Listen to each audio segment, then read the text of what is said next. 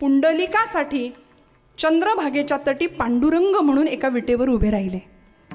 पांडुरंग परमात्म्याचं ते रूप, कटेवर हात, विटेवर उभा आहे भगवंत. काय साजरं गोजरं रूप आहे. सुंदर ते ध्यान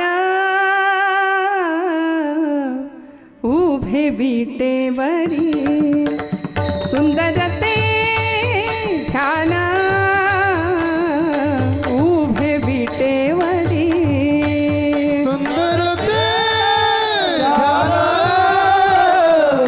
उभे विटेवरी, सुंदर ते ध्यान उभे विटेवरी. करकटेवरी ठेवूनिया, करकटेवरी ठेवूनिया, करकटेवरी ठेवूनिया, करकटेवरी ठेवूनिया, तुळशी हार गळा कासे पीतांबर, तुळशी हार गळा कासे पीतांबर, करकटेवरी ठेवूनिया, करकटेवरी ठेवूया, करकटवरी ठेवूया, करकटवरी ठेवूया, तुळशी हार गळा कासे पीतांबर, तुळशी हार गळा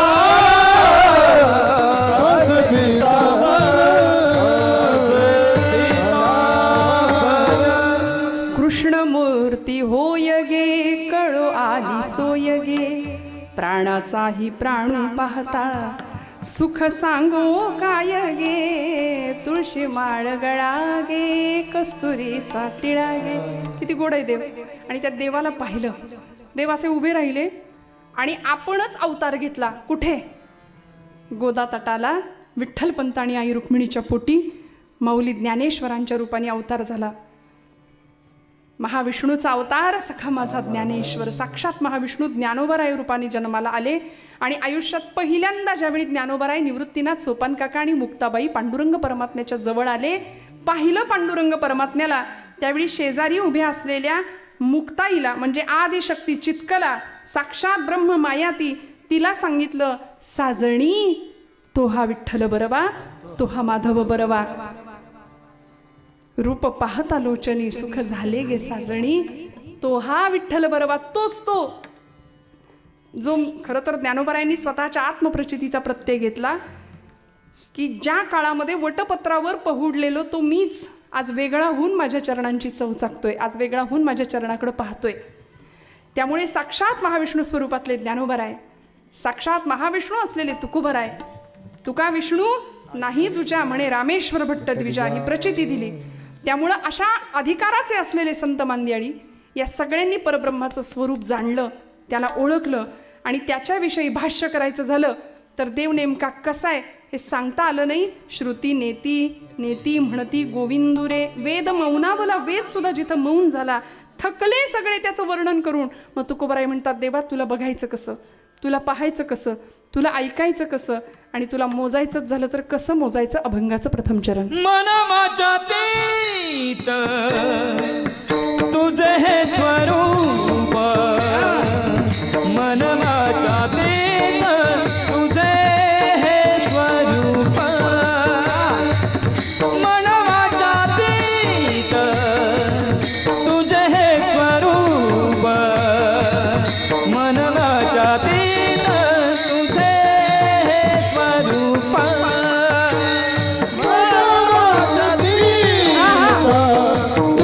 हे स्वरूप,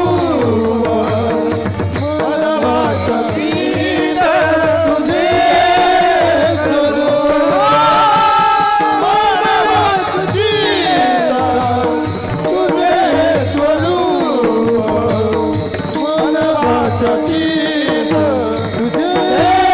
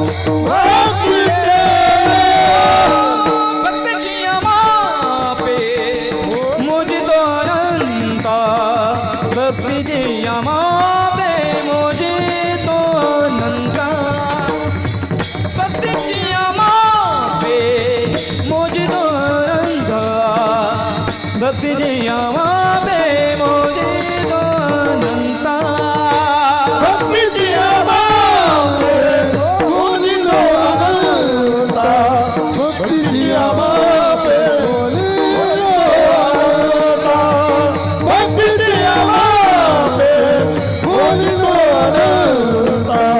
भक्तीची आमापे मोजितो अनंता वा वा, ट्रेंडची चाल आहे सध्या नाही का. मन वाचातीत तुझे हे स्वरूप. ट्रेंडिंग गोष्टी आम्हाला आवडतात ना, परत परत परत परत ऐकायला गायला. म्हणून या माप भक्ती केले. स्वर बघा. भक्तीची या मापे मोजितो अनंता इतराने तत्वता न मोजवे. मन वाचातीत तुझे हे स्वरूप.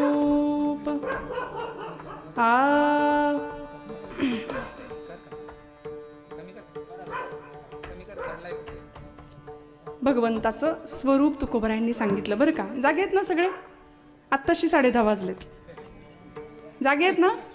मी असं काय म्हटलं होतं सुरुवातीला, लक्षात आहे ना. थोडं पुढे मागे होतं, मागे नाही, पुढेच जातं.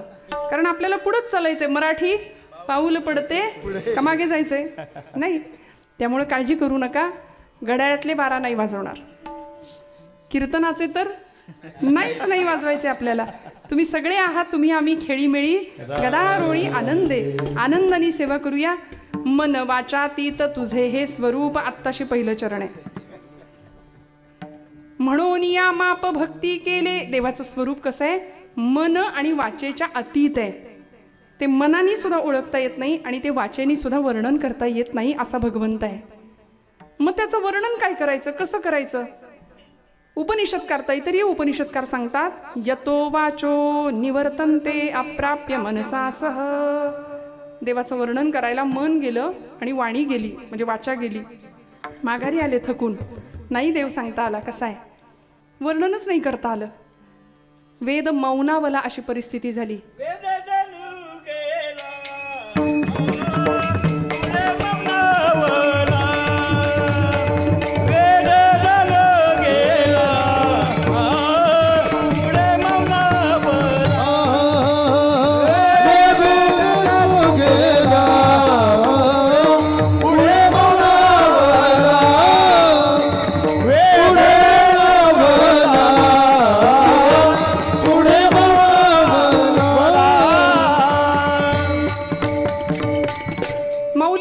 पडला. तुझं सगुण म्हणू की निर्गुण रे, सगुण निर्गुण एकू गोविंदू रे. तुझं स्थूल म्हणू की सूक्ष्म रे, स्थूल सूक्ष्म एकू गोविंदू रे. अणुमाने ना श्रुती नेती नेती म्हणती गोविंदू रे. आम्हाला कळतच नाही भगवंता तू कसा आहे, पण सगुण निर्गुण आम्ही एकातच पाहतो. पांडुरंग परमात्म्याच्या रूपामध्ये, गोविंदाच्या रूपामध्ये. तुकोबराय म्हणतात, देवा तुझं स्वरूप आम्हाला कळत नाही. मन वाचातीत तुझे हे स्वरूप. मग आम्ही काय केलं माहितीये, तुला मोजायचा प्रयत्न केला. तू दुसऱ्या कुठल्याच साधनाने मोजला जात नाही हे आमच्या लक्षात आलं. म्हणून या माप भक्ती केले. आता फक्त भक्तीच्या जोरावर आम्ही तुला मोजले. तुला मोजायचंय, मग आम्ही अनेक प्रकारची मापं वापरली. तुला जाणायचंय, अनेक प्रकारची साधनं वापरली. योग, याग, तप, अनेक प्रकारचं साधन आम्ही वापरलं. पण आता का सयाने पूजा करू केशीराजा. मला तुझी पूजा कशी करायची कळत नाही.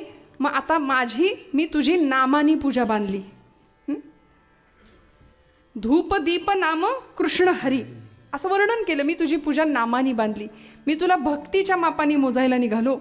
म्हणून या माप भक्ती केले. बघा, भगवंताला जाणायचं असेल तर एकमेव साधन आहे भक्तीचं. देव अन्य कुठल्याही साधनाने मोजला जात नाही, जाणला जात नाही. चोखोबाराय रोज देवाच्या पायरीवर बसायचे, रोज.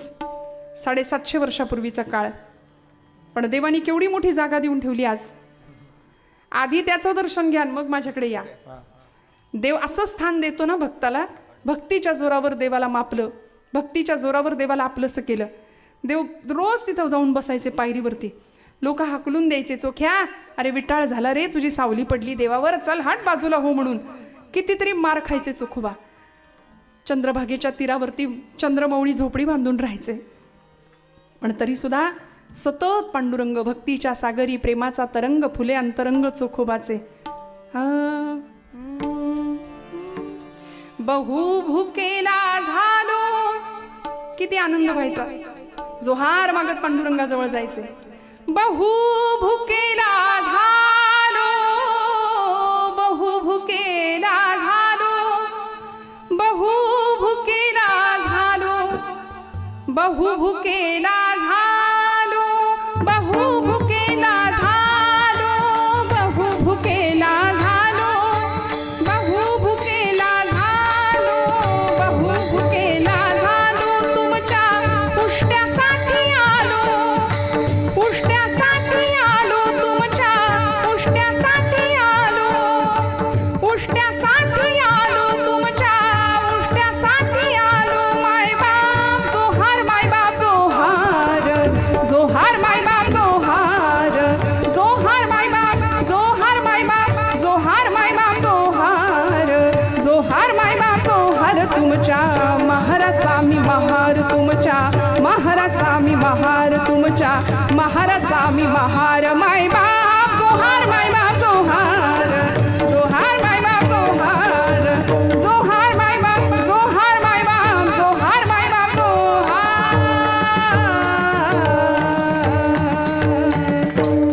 जोहार घाला बा, जोहार मायबाप जोहार.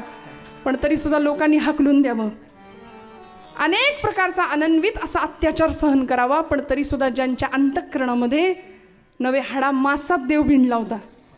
मंगळवेड्याच्या गावकुसवाच्या तटबंदीचं काम झालं, त्या कामात कामगार म्हणून चोखोबा गेले होते. अपघात झाला, गावकुस अंगावर कोसळला, असंख्य कामगार मेले, त्यात चोखोबा गेले.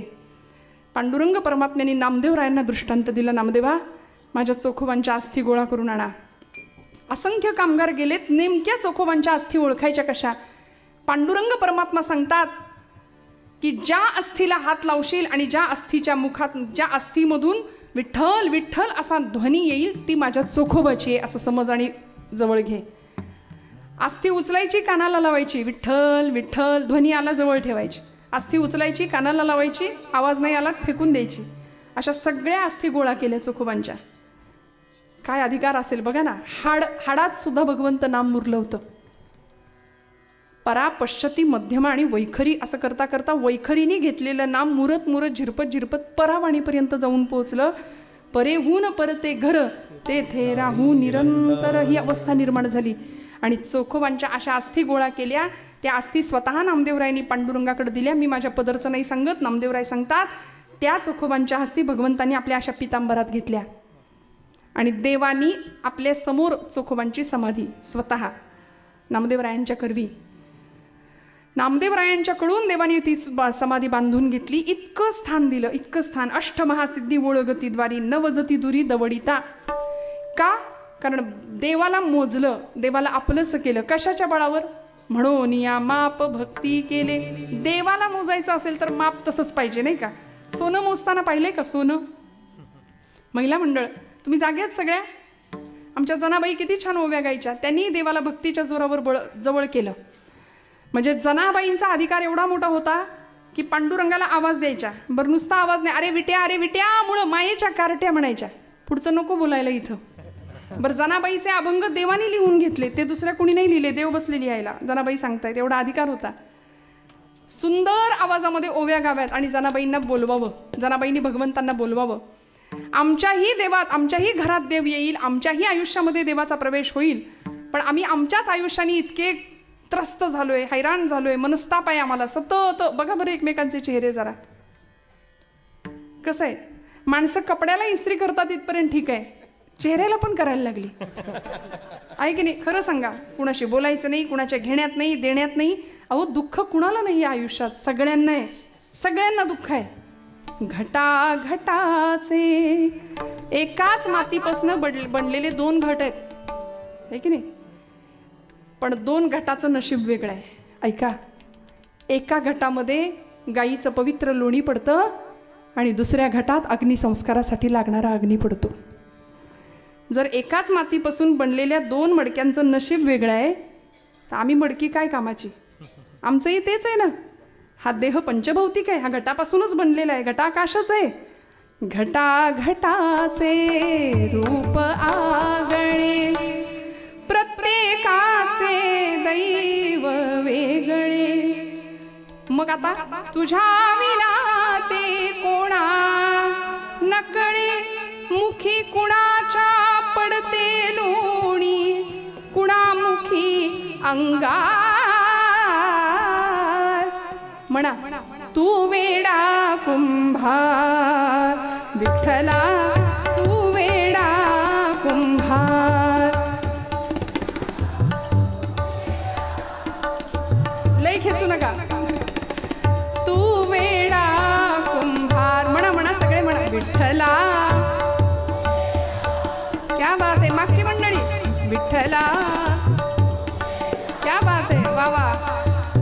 माती पाणी उजेड वारा, तूच मिसळशी सर्व पसारा. आभाळच मग ये आकारा, तुझ्या घटांच्या उतरंडीला नसे अंतना पार. काय कोरस आहे आमचं बघा.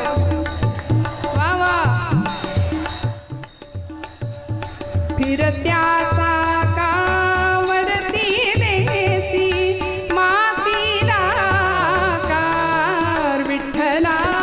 तू वेडा कुंभार विठ्ठला, तू वेडा कुंभार विठ्ठला, तू वेडा कुंभार. मग प्रतिकूलता कुणाला नाही? सगळ्यांना होती. सगळ्यांना प्रत्येकाची नशीब वेगळी आहेत. रामांना नाही चुकलं, कृष्ण परमात्म्याला नाही चुकलं, देवदेवतांना नाही चुकलं, संतांना नाही चुकलं. मग म्हणून भक्ती करायची टाळली का हो? टाळली का? नाही. मारुतीरायांकडे बघूया. भक्तीचा अत्युच्च आदर्श होता. रामायणातनं मारुती हे नाव काढून टाकलं तर काही अर्थ शिल्लक राहत नाही, काही नाही राहत. सगळं मारुतीरायांनी, सगळं. किती दास्यत्व पत्करावं. शेवटी प्रसाद मिळण्याची वेळ आली.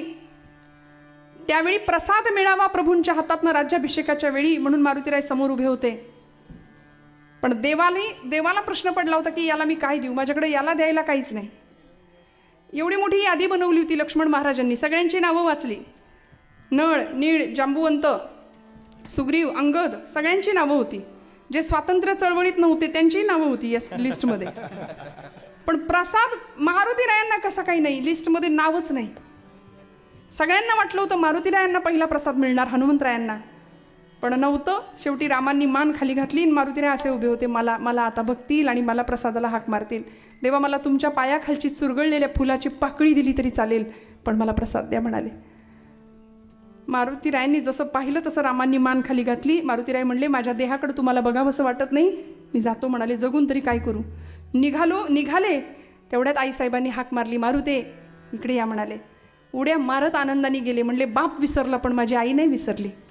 मग आईच्या बाजूला बसले. वशिला तिकडचा मजबूत असतो. तुकोबरायांनी सुद्धा वेळोवेळी तोच वशिला लावलाय बघा. लक्ष्मी वल्लभा. त्याचं नाव घेण्याआधी लक्ष्मी वल्लभा, दीनानाथा पद्मनाभा, सुख वसे तुझे पायी असं म्हणाले. तुकोबरायांचा वशिला कुठे होता? रखुमाईच्या वरा सोयरिया असं जायचे. ते म्हणायचे इकडून गेलो की काम लवकर होईल, कारण घराघरातला नियम आहे, त्यांच्या शिवाय काही चालत नाही. ऐकायला लागतं की नाही तुम्हाला? मी आहे म्हणून. खरं आहे ना? इकडची मंडळी बरोबर आहे ना? पण त्यांनी म्हणायची वाट कशाला बघता? उगीच तुम्हीच म्हणा ना तू आहेस म्हणून बाई सगळं चाललंय.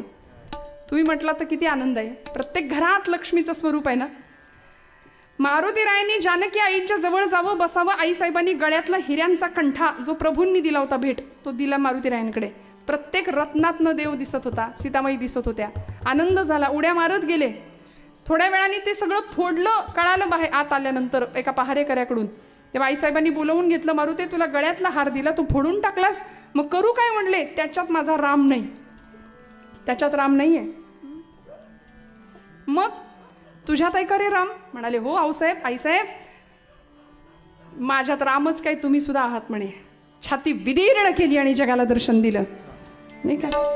श्रीराम जानकी बैठे थे मेरे सीने में, श्रीराम जानकी बैठे मेरे सीने में,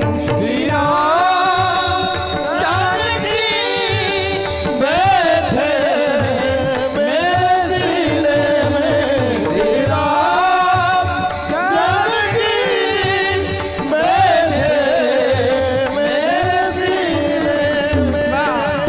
बस उगीच आपलं थोडंसं आवडतं म्हणून, मला नाही फार आवडत. श्रीराम जानकी, भगवंतांनी दर्शन दिलं, मारुतीरायांनी दर्शन दिलं. प्रभू रामचंद्र धावत गेले, म्हणले मारुते, माझ्या या हृदया व्यतिरिक्त तुला द्यायला माझ्याकडे दुसरं काही नाही. कडकडून मिठी मारली आणि मग म्हणाले, सांग तू कोण आहेस? मारुतीरायांनी उत्तर दिलं, देहबुद्ध्या तो दासोहम, देह पातळीवर मी तुमचा दास आहे. जीव बुद्ध्यात्वदंशकः, जीव पातळीवर मी तुमचा अंश आहे. आणि आत्मबुद्ध्यात्वमेव अहम, आत्मपातळीवर मी म्हणजेच तुम्ही आणि तुम्ही म्हणजेच मी आहे. इतका सुंदर प्रसाद दिला. कशाच्या बळावर? काय दिलं होतं काय मारुतीरायांनी? असं काय दिलं होतं? किष्किंधेचं साम्राज्य ओतलं होतं भगवंताच्या पायावर? नाही. काय दिलं होतं तरी? काय?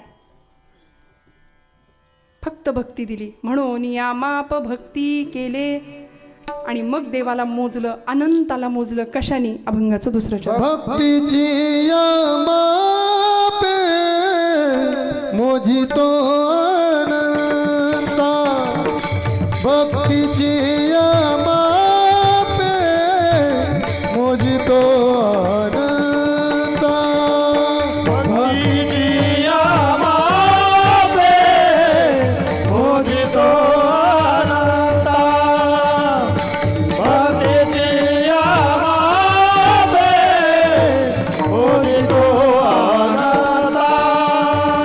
इतराने तत्वता न मोजावे, इतराने तत्वता न मोजावे, इतराने तत्वता न मोजावे, इतराने तत्वता न मोजावे. भक्तीची या मापे मोजितो अनंता, भक्तीची या मापे मोजितो अनंता. इतराने तत्वता न मोजावे, इतराने तत्वता न मोजावे, इतराने तत्वता न मोजावे, इतराने तत्वता न मोजावे. भक्तीची या मापे मोजितो अनंता, भक्तीची या मापे मोजितो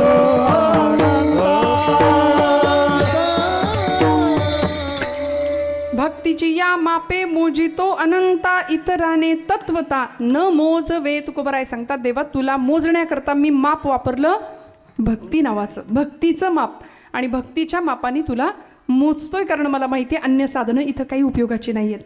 तुला मोजायचं असेल तर व्याधस्याचरणं ध्रुवस्य च वयोर विद्या गजेंद्रस्य का जातिर्विदुरस्य यादवपतेर उग्रस्य किं पौरुषम, कुब्जायाः कमनीय रूपमधिकं किं तत्सुदाम्नो धनं, भक्त्या तुष्यति केवलं न च गुणैर्भक्ती प्रिय श्रीपतिः. मग भक्तीच्याच मापाने देव मोजला गेला. देवाने विशिष्ट गुणांना लक्ष नाही दिलं, जात नाही बघितली, कुळ नाही पाहिलं, काही नाही पाहिलं. व्याधांचा आचार काय होता तरी कृपा केली. ध्रुवस्यच्या वयोर, ध्रुवाचं वय काय होतं? लहान बाळावर देव कृपा करतो, मोठ्या माणसावरच देव कृपा करतो असं म्हणायचं का? नाही. 5 वर्षाच्या लेकरावर पूर्ण कृपा केली. विद्या गजेंद्रस्य का, गजेंद्र मोक्षाची कथा आपल्याला माहिती आहे भागवतातली. काय विद्या होती त्याच्याकडे, पण नाही, पशुकुळात होता, पशुयोनीतल्या त्या पशुवर सुद्धा पूर्ण कृपा केली भगवंतांनी. का जातिर्विदुरस्य यादवपतेर उग्रस्य किं पौरुषम. विदुरांची जात काय होती? जात बघून देवानी कृपा केली का? दासीपुत्र असलेल्या विदुरांवर पूर्ण कृपा केली. पराक्रम बघून देव कृपा करतो असं म्हणावं तर उग्रसेन यादवांचं पौरुष काय होतं? कंसानी, म्हणजे कंसाचा पिता होता ना उग्रसेन, कंसानी आपल्याच बापाला कैदेत टाकलं आणि स्वतः सिंहासनावर अभिराज्य करायला लागला आणि अनन्वित अत्याचार जनतेवर झाले. बघा, आपल्याच पित्याला कारागृहात टाकलं, त्याचं सगळं घबाड स्वतः गिळंकृत केलं, स्वतः सिंहासनावर बसला. आजच्याही काळात आपल्या आईबापाला वृद्धाश्रमात टाकून सगळं सांभाळणारे, सगळं स्वतःच्याच घशात घालणारे आजचे सुद्धा कंसच असते. त्यांचेच सगळे वंशज म्हणायला पाहिजे की नाही. हिंदू धर्माची शोकांतिका आहे. वृद्धाश्रमांची संख्या हिंदू धर्मातलेच लोकांची वाढतीये, तिकडे नाही वाढत. त्यांना त्यांचे आई वडील जड होत नाहीत. आमचा प्रॉब्लेम आहे, कारण आमच्या अंतःकरणात भक्तीचा झरा नाही आहे. काय पौरुष होतं. उग्रसेन यादवांवर कृपा केली म्हणजे वर्णन केलंय, मल्लयुद्ध खेळलं कंसाबरोबर. कृष्णाचा आदेश किंवा कृष्णाचा आदर्श आमच्या लेकरांनी का घ्यायचा, रामाचा आदर्श का घ्यायचा. मन, मनगट आणि मेंदू सगळं बळकट केलंय. सगळं आमच्या तरुणाईला कळायला पाहिजे ना. आतमध्ये व्यसन टाकलं या उपकरणात, शरीर नावाच्या, की ते त्या क्षणी गंजायला सुरुवात होते. पण आम्हाला कळत नाही. व्यसनाधीन, भोगवाद आणि चंगळवाद या सगळ्याच्या मागे धावणारी आमची पिढी पाहिली की वाईट वाटतं. आम्ही ज्या देवभूमीत राहतो, धन्यभूमी पुण्य देश, जेथे वैष्णवांचा वास, अशी भूमी आहे आपली. हे राष्ट्र देवतांचे, हे राष्ट्र प्रेषितांचे अशी भूमी आहे आपली. जिथं भगवान गोपालकृष्णांनी अर्जुनाला भगवद्गीता सांगितली ती भूमी पराक्रमाची भूमी आहे आपली, शौर्याची, धैर्याची, वीरतेची भूमी आहे. आणि इथे या भूमीमध्ये आम्ही सगळे जन्माला आलोय ना, मग आम्हाला कळलं पाहिजे. भगवान गोपालकृष्ण उग्रसेन यादवाला म्हणजे कंसाला संपवलं, त्यांच्याशी मल्लयुद्ध खेळलं, कंस संपला. आम्हाला सुद्धा शाळेमध्ये आमचे शिक्षक सांगायचे, आता इथं इंग्लिश मिडियम आहे, मराठी मिडियम आहे, मला माहिती नाही मुलं कुठल्या संख्येने आहेत बऱ्यापैकी. गणित सोडवायचं असेल तर आधी काय करावं लागतं. गणित सोडवायचं असेल तर आमचे गुरुजी आम्हाला सांगायचे की आधी कंस सोडवायचा असतो. लहानपणी कंस सोडवला की गणित पटकन सुटतं. आधी कंस सोडवायचा. म्हटलं बरोबर आहे, कृष्णाने पण तेच केलं होतं. आधी कंसाला सोडवलं, त्याला मुक्त केलं आणि मग पुढची गणितं आपोआप सुटत गेली. भगवान गोपालकृष्ण उग्रसेन यादवांवर पूर्ण कृपा केली. कुब्जा काय होतं, सौंदर्य होतं, पण नाही. 3 ठिकाणी वक्र असलेली कुब्जा, पण तिच्यावर कृपा केली भगवंतांनी. मथुरेत गेल्याबरोबर तिच्याकडे पाहिलं, हे सुंदरी म्हणून हाक मारली. ती रडायला लागली, देवा सगळी मथुरा मला कुरूप म्हणते, कुब्जा म्हणते, आणि तू मला अशी हाक मारतोस. भगवंतांनी तिला असं धरलं, खांद्याला हात लावला. आपल्या उजव्या हाताने तिच्या उजव्या पायाच्या अंगठ्यावर असा दाब दिला आणि कट कट कट 3 ठिकाणी आवाज आले. 3 ठिकाणी वक्र असलेली कुब्जा सरळ झाली आणि सांगितलं, भारतीय संस्कृतीने आत्म्याच्या सौंदर्याला जास्त महत्त्व दिलंय, बाह्य सौंदर्याला नाही. त्यामुळे आम्ही बाह्यरंग जास्त बघतो, आंतरिक सौंदर्य आम्ही पाहत नाही. आंतरिक सौंदर्य कसं असतं ते जेव्हा कळावं तेव्हा आम्हाला जगण्यातला खरा आनंद घेता येईल. भगवंत काही बघत नाही. भक्तीची या मापे मोजितो अनंता, इतराने तत्वता न मोजवे. देवाला मोजताना माप लागतं. तसंच मी विचारलं होतं, सोनं आपण मोजताना पाहिलंय का. सोनं, सुवर्ण कशी तजवीज असते. सोनं मोजताना अत्यंत खबरदारीने तो सोनार किंवा तो दुकानदार मोजत असतो. सोन्याचा तराजू असतो, नाजूक आहे की नाही. बरं, त्या तराजू आता दिसत नाही, आता ती इलेक्ट्रिक मशीन आहे. मग ती सुद्धा कुठं ठेवली जाते, हवाबंद काचेच्या पेटीमध्ये असते. का, धुळीचा कण जरी बसला तरी वजनात फरक आहे. मोजायचे सोनं. आता हा नियम कोळशाला आहे का, जिथं सगळं काळच करायचंय. कोळसा मोजताना हा नियम चालेल, त्याला काचेची पेटी गरजेची आहे नाही. मोजायचंय सोनं. मग आम्हाला कुणाला मोजायचंय, तुकोबराय म्हणतात देवाला मोजायचंय. आणि देवाला मोजायचं असेल तर धातूनाम अस्मी कांचनम ही विभूती सांगितली आहे देवानी. देव सोन्याच्या ठिकाणी आहे. कुठलं सोनं, चांगल्या मार्गाने मिळवलेलं सोनं. वाईट मार्गाने मिळवलेल्या सोन्याच्या ठिकाणी कली राहतो, तो त्याचा पत्ता आहे. असो जाता जाता सांगून गेले. पुढे भक्तीची या मापे मोजितो अनंता, इतराने तत्वता न मोजवे. दुसऱ्या मापाने देव मोजला जात नाही. मग आपल्या हातात आहे. आता देव आपल्याकडे येईल, देव आपल्या हृदयात येईल. फक्त त्याकरता जरा असं घुसळावं लागेल. कशाचं घुसळण करायचं. दह्यामध्ये, दुधामध्ये लोणी आहे का, बोला ना महिला मंडळ. संपणार आहे माझं कीर्तन वेळेत, काळजी करू नका.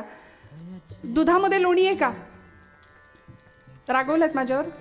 दुधात लोणी आहे. मी तुम्हाला इतकं छान गायला लावलं, टाळ्या नाही वाजवल्या का. वाजवा बरं टाळ्या सगळ्यांनी एकदा.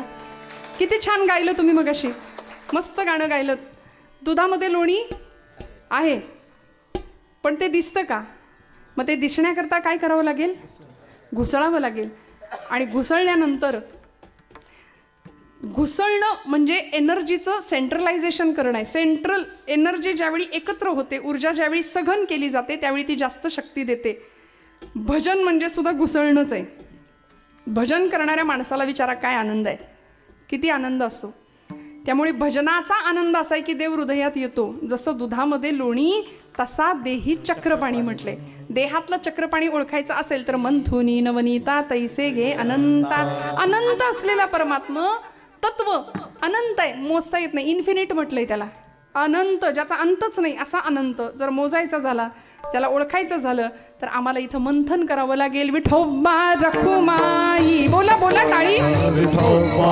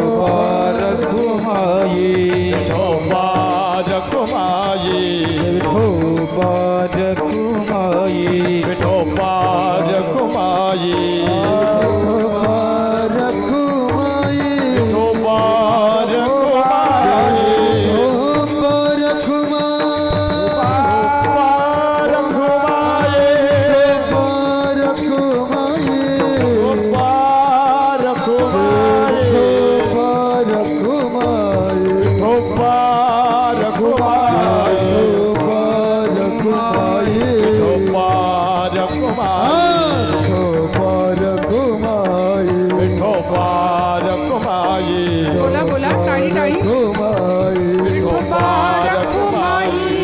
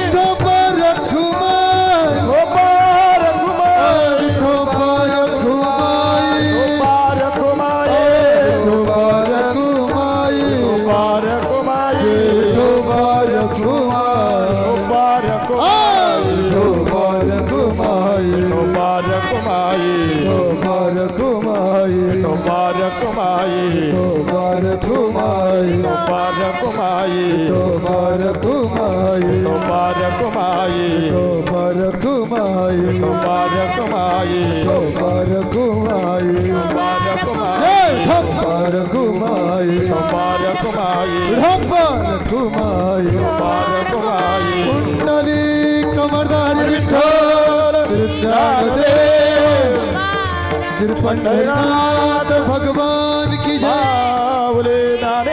महाराज की जय. जगद्गुरु संत तुकाराम महाराज की जय.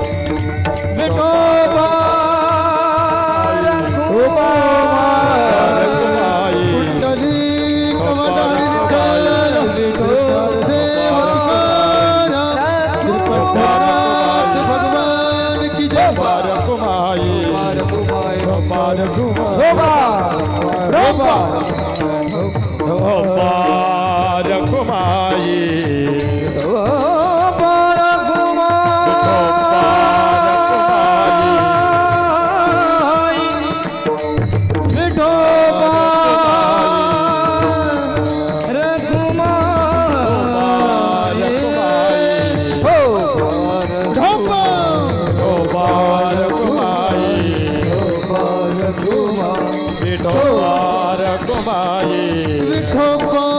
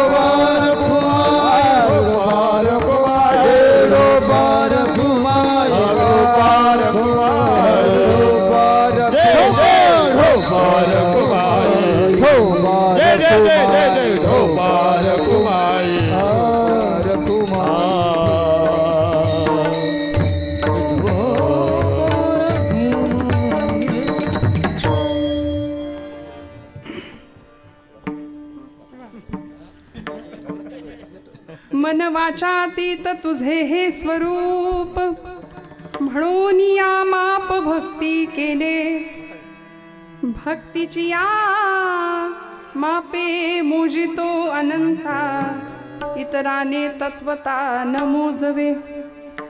या हारांसमोर मी कायम हार घेते, कारण खरं सांगू का, तुम्ही सगळे मंडळी कीर्तनकारांवर खूपच प्रेम करता.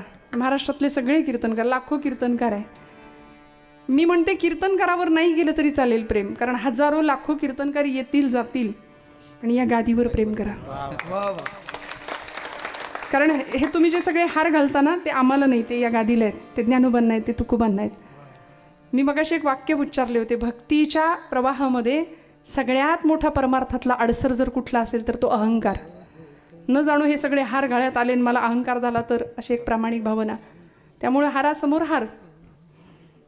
या गादीवर आपण प्रेम करूया, कारण ही गादी अनादी काळापासून चालत आलेली आहे.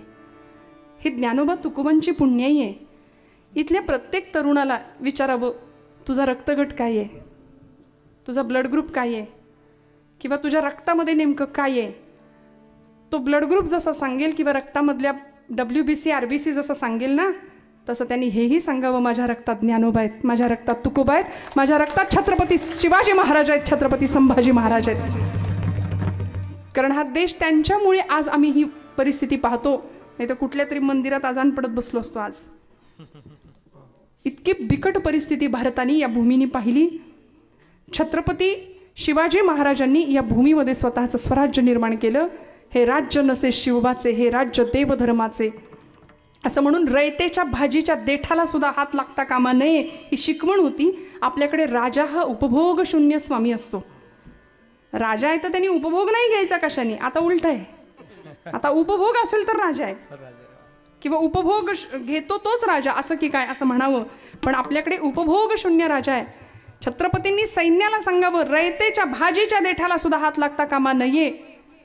इतका सुंदर संस्कार संपन्न राजा या भूमीला लाभला. स्वराज्याचे छत्रपती आणि युवराज असलेले स्वराज्याचे धाकले धनी छत्रपती धर्मवीर संभाजीराजे. आज मृत्युंजय अमावस्येचा दिवस आहे. काय सांगावं, आजचा दिवस खरं तर महाराष्ट्राच्या इतिहासातला तसं म्हणायला गेलं तर काळा दिवस आहे. तानपुरा चालू ठेवा. संभाजी राजांच्या बलिदानाचा आजचा दिवस, बलिदान मासाची पूर्तता होतीये. भक्ती अशी केली की जी देवभक्ती होती, देशभक्ती होती आणि धर्मभक्ती होती. धर्मासाठी मरावे, मरोनी अवघ्यासी मारावे, मारिता मारिता घ्यावे राज्य आपुले. या धर्मासाठी भगवंतांनी सुद्धा अवतार घेतले. धर्मरक्षावय अवतार घेसी, आपुल्या पाळीसी भक्तजना. छत्रपती शिवाजी महाराजांनी जमवलेलं शेकडो किल्ल्यांचं स्वराज्य, 32 मण सोन्याचं सिंहासन या रायगडाच्या भूमीवरती पाहिलं लोकांनी. राजे 1680 साली निघून गेले. 1680 सालानंतर धर्मवीर छत्रपती संभाजी महाराजांच्याकडे स्वराज्याची सगळी सूत्र आली. राजांच्या नंतर 9 वर्ष स्वराज्याचा झंझावात असा काही धर्मवीर छत्रपती संभाजीराजांनी चालू ठेवला. आणि त्यानंतर आमच्याच फितुरीनी, फितुरीचा रोग फार राष्ट्रघातकी, वैभवाचं लोळविते साथ फाटकी. मंडळी, आपल्या माणसांची साथ जर फाटकी असेल ना, तर त्यासारखं दुर्दैव नसतं. जुन्या काळात चित्रपट, त्या ब्लॅक अँड व्हाईट TV वरती जुन्या मंडळींना माहिती आहे, गाणं लागायचं बातम्यांच्या आधी, आमची माती आमची, ऐकले म्हटलं आमची माती आमचीच माणसं करतायत. नाही कळलं, आमची माती आमच्याच माणसांनी केली. ही खरी गोष्ट आहे, परक्यांनी नाही. सावरकर म्हणायचे, मला हिंदूंपासून भीती, मला हिंदू पतन होत आहे किंवा हिंदू धर्माची भीती, हिंदू धर्म डबघाईला जातोय याची भीती मला हिंदूंपासूनच आहे जास्त, मुस्लिमांपासून नाही आहे, ख्रिश्चनांपासून नाही आहे. हिंदुद्वेष्ट्या हिंदूंची मला जास्त भीती आहे म्हणाले, हिंदू धर्माचं पतन व्हायला. त्यामुळे आमचीच माणसं आमचा घात करता, हा पूर्व इतिहास आहे. मी माझ्या पदरचं काही नाही सांगत आहे. फितुरीचा रोग या महाराष्ट्राच्या इतिहासाला लागलाय आणि त्याचा परिणाम असा झाला. काय आयुष्य आहे माझ्या संभाजीराजांचं. आज त्यांच्या पुण्यतिथीचा किंवा बलिदानाचा दिवस आहे आजचा. धर्मासाठी संपले राजे आपले. काय इतिहास आहे. 2 वर्षाचे राजे होते त्यावेळी आई सोडून गेली होती. स्वतःच्या आईच्या अंगावर दूध सुद्धा पिता नाही आलं माझ्या राजाला. कापूर होळच्या धाराऊ आईंची योजना केली छत्रपतींनी. धाराऊ आईच्या दुधावर पुष्ट झाले. 2 वर्षाचे होते त्यावेळी अफजल खान स्वराज्यावर चालून आला होता. सईबाई अत्यवस्थ होत्या, अंथरुणाला खिळलेल्या होत्या आणि 2 वर्षाचे होते संभाजीराजे. संभाजी राजांना आईजवळ पाहिलं, त्याच्या डोक्यावरून हात फिरवला आणि शिवाजी राजांनी सईबाईंना सांगितलं, सई कंटाळलीस का ग माझ्या धगधगत्या संसाराला? कंटाळलीस का ग? मी अफजल खानाच्या मोहिमेवर चाललोय, मला परत आलो मी जिंकून तर मला ओवाळायला तू पाहिजे समोर. सईबाईंनी सांगावं, माझा काही भरोसा नाही महाराज, आपल्याला या मोहिमेमध्ये यश मिळावं ही आई तुळजाभवानीच्या चरणी प्रार्थना करते. पण एवढंच सांगते, माझ्या शंभूला सांभाळा. जाताना एवढंच सांगते, त्याच्या बाबतीत कुठलाही विचार करताना, त्याच्याविषयीचा कुठलाही निर्णय घेताना एक गोष्ट कायम लक्षात ठेवा, तुम्हाला आई आहे, त्याला आई नसेल. आणि अफजल खानाच्या मोहिमेवरून अफजल खानाचा कोथळा बाहेर काढला राजांनी, फत्ते मिळवली आणि माघारी यायच्या आज सईबाई गेल्या निवर्तल्याची बातमी कळाली होती. 2 वर्षाच्या राजांना जिजाऊ मातोश्रींनी मोठं केलं. जिजाऊ मातोश्रींचे केवढे मोठे उपकार आहेत आपल्यावर. 2 राजे दिले या मातीला. एकाने धर्मासाठी जगायचं कसं शिकवलं, एकाने धर्मासाठी मरायचं कसं शिकवलं. जिजाऊ आईसाहेबांचे खूप मोठे उपकार आहेत तुमच्या माझ्यावरती. महाराष्ट्राची राजमाता आहे आऊसाहेब जिजाऊ माता. संभाजीराजे अत्यंत कुशल, व्यवहार कुशल तर होतेच, प्रचंड हुशार, बुद्धिमान. बुधभूषणम सारखा संस्कृत ग्रंथ त्यांनी लिहिला. अनेक भाषांवर ज्यांचं प्रभुत्व आहे, अनेक विषयांचा सखोल अभ्यास ज्यांनी केलेला आहे. आणि संभाजीराजे 9 वर्ष झंझावातासारखे या स्वराज्याचे पालन करते ठरले, पण आपल्याच माणसांनी घात केला. संगमेश्वराला राजे होते. मुकर्रब खानाच्या नावाच्या सरदाराने त्याला पत्ता सांगितला गेला, तो गेला. 200 माणसांनी संभाजीराजांना पकडलं होतं. आपण छावा बघितलाय नाही का, घराघरात छावा कळाला. त्या पिक्चरमुळे आमच्या पोरांना राजे कळाले, संभाजीराजे कळाले. घराघरात आम्हाला बाकी सगळे हिरो माहिती आहेत, पण राजे माहिती नाहीत. शिवजयंती अलीकडे साजरी झाली, तिथीने झाली, तारखेने झाली. मी तर म्हणते रोज करूया, कशाला भांडायचं. तर रोज राजे जन्माला आले पाहिजेत, रोज आमच्या मनात त्यांचा जन्म झाला पाहिजे, रोज आम्हाला त्यांची आठवण झाली पाहिजे. म्हणजे राजे मनात असावेत, राजे विचारांत असावेत, राजे फक्त टॅटू म्हणून दंडावर नसावेत, राजे फक्त चंद्रकोरी पुरते नसावेत बरं का. राजे मनात असावेत, त्यांचा विचारांचा झंझावात आमच्याकडे असावा. ज्या छत्रपतींनी स्वाभिमान नावाचं वैभव कमावलं होतं ते संभाजीराजांनी पुढच्या काळामध्ये जपलं, प्रचंड शिताफीने जपलं. ज्यावेळी फितुरीमुळे राजे पकडले गेले, 200 माणसांनी साखळदंडांनी असा राजा सूर्यगोलासारखा लालबुंद तळपत होता. प्रचंड देहयष्टी, सुंदर लोहगोलासारखी, प्रचंड बलदंड शरीर. म्हणून म्हटलं, व्यसन टाकलं की शरीर गंजायला सुरुवात होते. का राजाला समोर ठेवायचं? उत्तम आयुरारोग्य उत्तम, तेजस्विता, तपस्विता आणि तत्परता हे 3 तरुणाईचे गुण आहेत. स्वामी विवेकानंद सांगायचे, तेजस्वी, तपस्वी आणि तत्पर. आजचा तरुण असा असला पाहिजे, त्याला म्हणायचं तरुण. नाहीतर आजचा तरुण संध्याकाळ झाली की धरून आणावा लागतोय, ही परिस्थिती आहे. का राजांचं चरित्र आमच्या लेकरांनी पाहिलं पाहिजे. आजची अमावस्या इतकी महाराष्ट्राच्या इतिहासामध्ये, आजचा दिवस आमच्यासाठी खरं तर हिंदू धर्मावर सूतक यावं उद्याच्या दिवशी, म्हणून आजच्या तिथीला केलेला हा डाव होता औरंग्याने. उद्या हिंदू धर्माचा आपला सण, नूतन वर्ष सुरुवात, प्रारंभ, पण हिंदू धर्मावर सूतक यावं याकरती औरंग्याने केलेला हा डाव हिंदू धर्माच्या दुर्दैवासाठी. संभाजीराजांना बहादूरगडावरती 40 दिवस आणलं, पकडले गेले. 200 माणसांना ऐकत नव्हता माझा राजा. कितीतरी दिवस अनेक अवहेलना, अनेक प्रकारच्या यातना सहन केल्या, धिंड काढली गेली राजाची, विदूषकाची झबली अडकवली गेली होती. आमचीच माणसं मलमूत्र आणि विष्ठा सुद्धा त्याच्या अंगावर टाकत होती. किती सोसला असेल ओ, किती भोगला असेल. औरंगजेबाच्या समोर ज्यावेळी राजा गेला ना, त्यावेळी कवी कलश त्यांच्या सोबत होते. औरंगाने मुद्दाम त्या कनातीचा उंची अशी कमी ठेवली होती. का? कारण राजा माझ्याकडे वाकून आला पाहिजे. पण राजे हुशार, राजे वाकले नाही, मानेत नाही वाकले, गुडघ्यात वाकले आणि ताठ सरळ आतमध्ये गेले. आणि औरंग्याला सुचत नव्हतं त्याला बघून काय करावं. तो थोडा वेळ बसायचा, उठायचा, इकडे तिकडे येरझाऱ्या घालायचा, थोडा वेळ बसायचा, उठायचा. पहिल्यांदा पाहिलं होतं, कारण वयाच्या 8व्या वर्षी दरबारात पाहिलं होतं लहानपणी, आणि त्यानंतर आत्ता पाहिलं. कवी कलशांनी औरंग्याची ती अवस्था पाहिली आणि कवी कलश संभाजीराजांना सांगतायत, राजे कविता सुनावू क्या. त्या परिस्थितीमध्ये संभाजीराजे म्हणाले, कलश रायगढ़ के दरबार में आपकी कविता गूंज उठी है, हमने सुनी है. अब औरंग के सामने आपकी कविता पेश कीजिए. आणि कवी कलशानी सांगावं, राजा तुझं तेज आणि त्या तेजानी त्याला सुचे ना काय करावं. तो बघ थोडा वेळ बसतोय, थोडा वेळ उठतोय, सैरभैर झालाय. तू तप तेज निहार के तखत त्यजो औरंग. तू तप तेज निहार के तखत त्यजो औरंग. राजा तुझ्या तेजाने औरंग्याला त्याच्या सिंहासनावर बसता सुद्धा येईना नीट. वेळ लागल्यासारखा करतोय. औरंग्यानी राजांना पाहावं, क्या यही है शिवाजी का शमशेर जंग शहजादा संभाजी. दिखने में खूबसूरत, हिम्मत का शेर. राजा जी आप मेरी बात कबूल करो. आप हमारा इस्लाम धर्म कबूल करो. ये खुदा का बंदा आपको बड़ा नवाब बना देने को तैयार है. किसी हिंदू को नहीं मिली इतनी इज्जत तुझे दे दी जाएगी. न मानेगा तो याद रख कुत्ते की मौत मर जाएगा. संभा हमारा धर्म कबूल करो. संभाजी राजे म्हणाले, अरे तुझ्या या बेगडी वैभवापेक्षा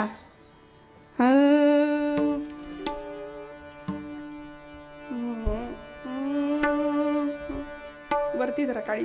हा हा हा. मला नको तुझा तो धर्म, मला नको तुझा तो धर्म, मला नको तुझा तो धर्म, मला नको तुझा तो धर्म, मला नको तुझा तो धर्म. काढेल चर्म येऊन पुढच्या जन्माला. जी जी जी जी र जी जी जी र जी जी जी र जी जी. पुन्हा येईन जन्म घेऊन, पुन्हा येईन जन्म घेऊन, पुन्हा येईन जन्म घेऊन. तुझी मान सरारा चिरून कोल्ह्या कुत्र्या हाती खाववीन तुझ्या देहाला. जी जी तुझ्या देहाला. जी जी तुझ्या देहाला. जी जी जी जी जी र जी जी जी र जी जी. औरंग्या करून करून काय करशील रे. मला तुझा धर्म नको, मला नको तुझा तो धर्म. तुझ्या बापाचा तुझ्या काकाचा मला एक रामचंद्र प्रभू प्यार. मला एक गाय माता ती प्यार. सांभाळ तोच एक करणार. हा जी जी सांभाळ तोची एक करणार. हा जी जी र जी जी. तुझ्यासारखी कैक घुंगुरटी, तुझ्यासारखी कैक घुंगुरटी पडतील मसनवटी. अरे औरंग्या करशील करून करून काय करशील रे.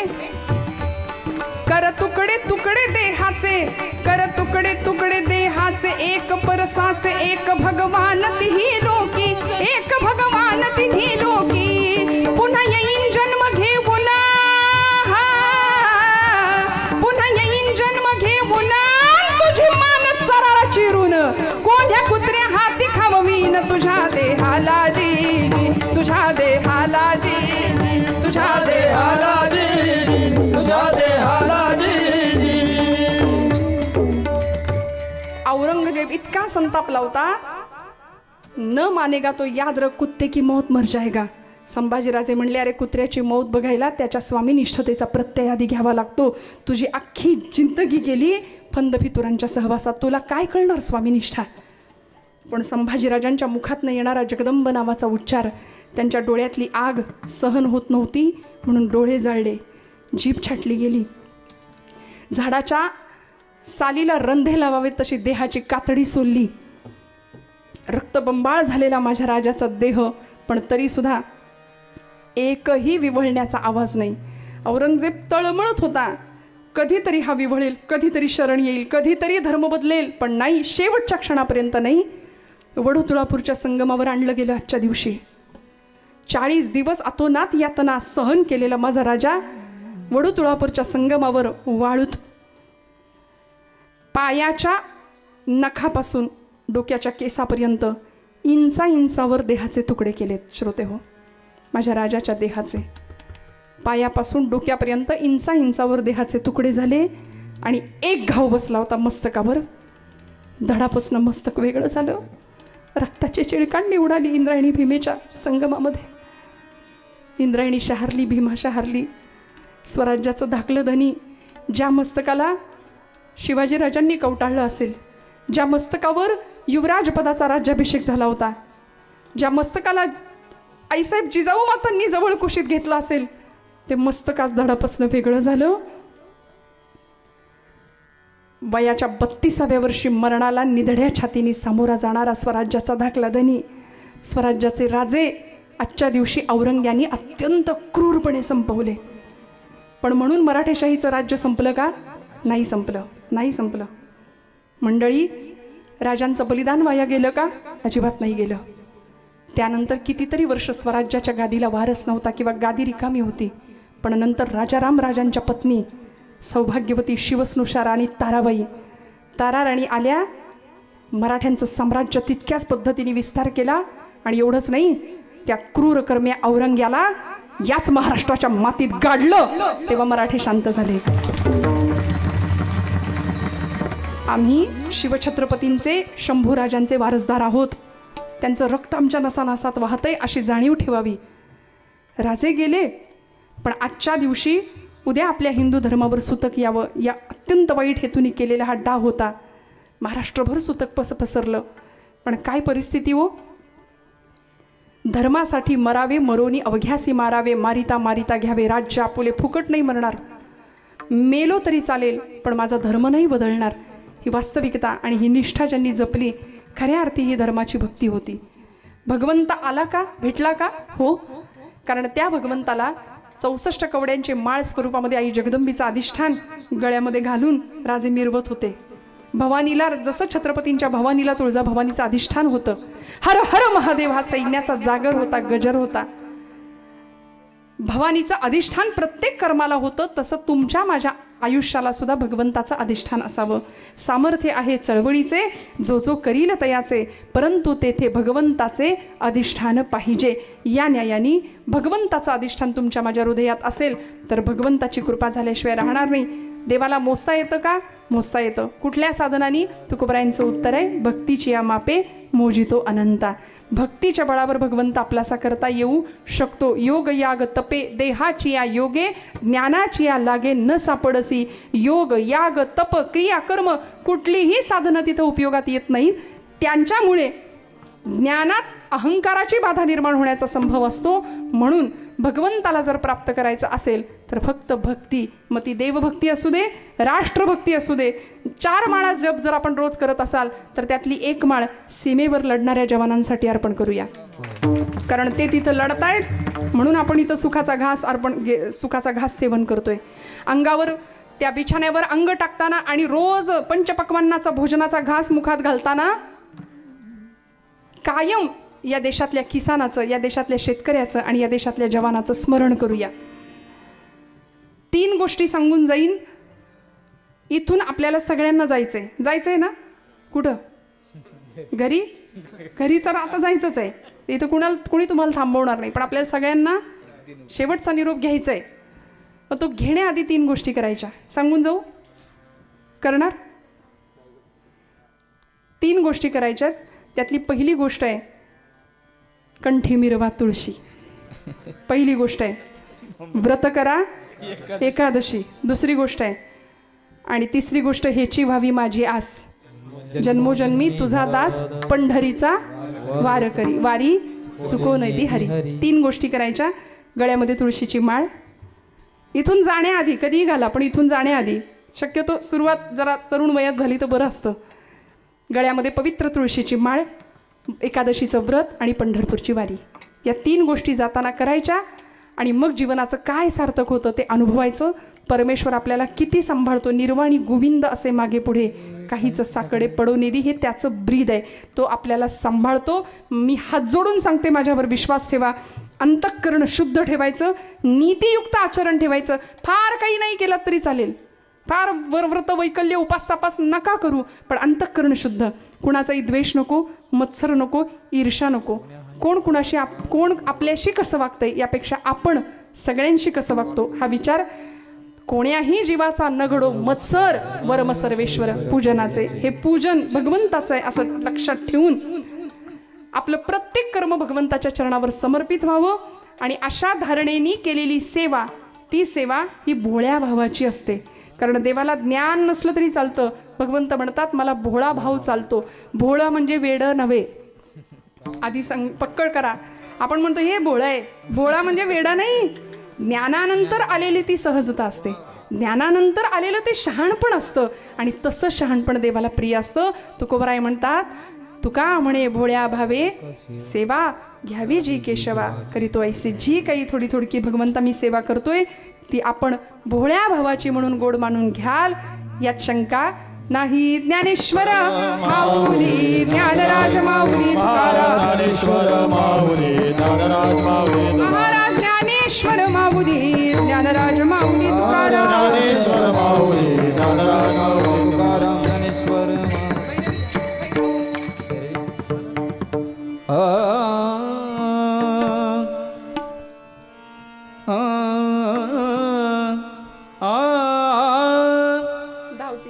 तुका म्हणे आम्ही भोळे भावी सेवा, तुका म्हणे आम्ही भोळी भावी सेवा, तुका म्हणे आम्ही भोळे भाळ सेवा, तुका म्हणे आम्ही भोळे भाळ सेवा, तुका म्हणे आम्ही भोळी भावी सेवा, तुका म्हणे आम्ही भोळी भावी सेवा, तुका म्हणे आम्ही भोळ्या भावे सेवा, तुका म्हणे आम्ही भोळ्या भावे सेवा.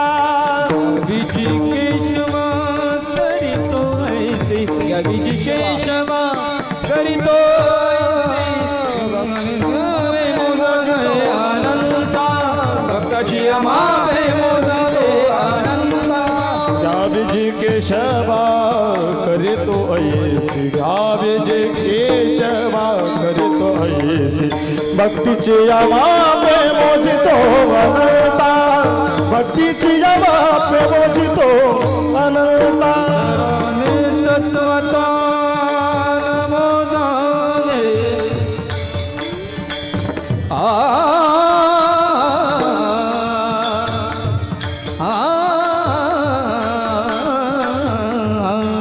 इतराने तत्वता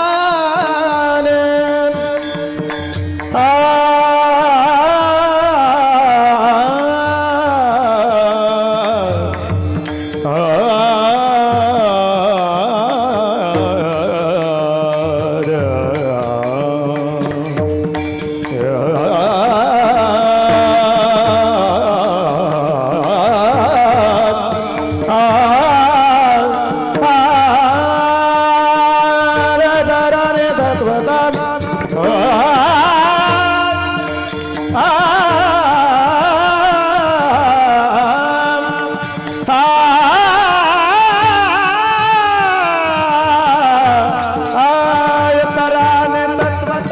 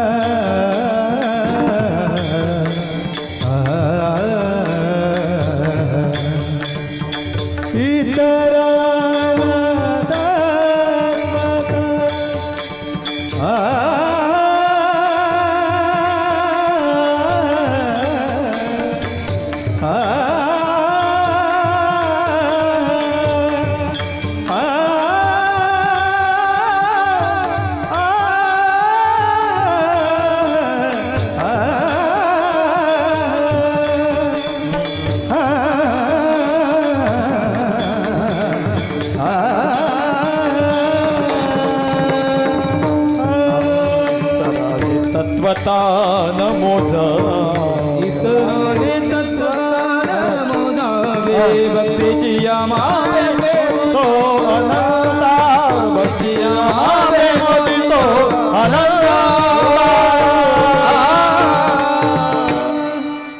तुका म्हणे आम्ही भोळ्या भावे सेवा घ्यावी जी केशवा करीतो ऐसी